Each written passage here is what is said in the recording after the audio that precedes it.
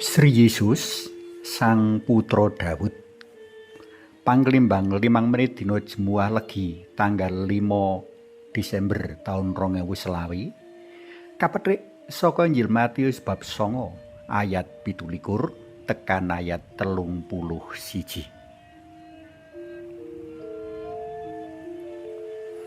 Jeneng, tenger, asma, uga gelar lumrahe katumandukake marang sawijining pawongan kanthi ngemu karep, pepinginan, makna sarta pangarep-arep tartamtu. Kepara jeneng bisa dadi gegambaran pribadi kang ngrasuk jeneng kasebut.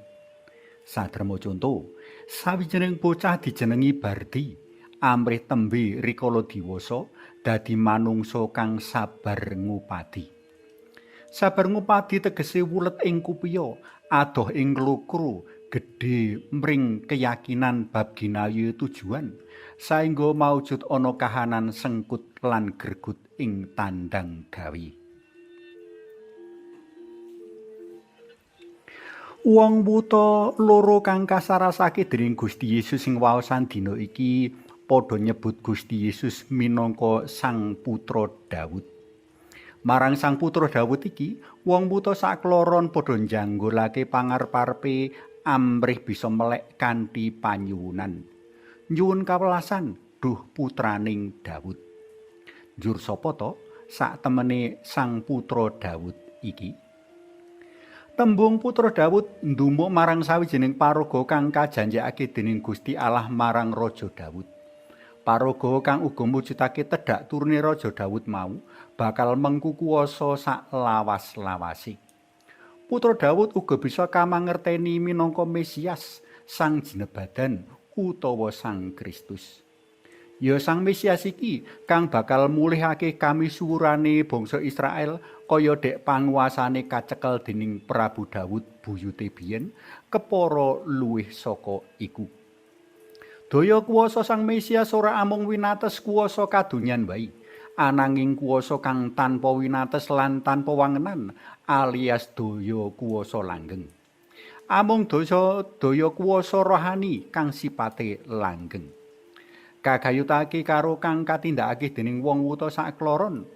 Kuwasa rohani kang sipate langgeng ngakoni Gusti Yesus minangka Putra Daud ateges ngakoni menawa panjenengane mujudake raja kang kajanjekake, kang kerajane ora ana pungkase lan kagungan daya kuwasa ilahi. Pranyata nadyan wuta sacara tata lair, nanging wong wuta loro iki ora wuta batine. Batine titis niteni tondo-tondo rawuhe Sang Mesias kang mangraga utawa manjalma ana diri Gusti Yesus.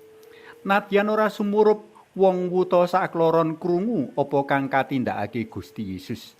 Panjenengane rawuh ngasta kabecikan, ngayomi kabeh manungsa mligine kang saking lan miskin lan sak pituruté. Awit kayakanane mau, wong sakloron ngrasakake berkah kamesiasan dalem saras saka wutani. Sing ora kalah nggumunake yaiku wong wuta sakloron ora meneng sawise ngrasakake berkahing Mesias. Sewalike wong wuta kang kasarasake mau padha bungah-bungah martakake kabecikan dalem Allah. Prastresna pelem kinasih, mangsa Advent mujudake mangsa panyeranti rawuh dalem Sang Kristus ya Sang Mesias.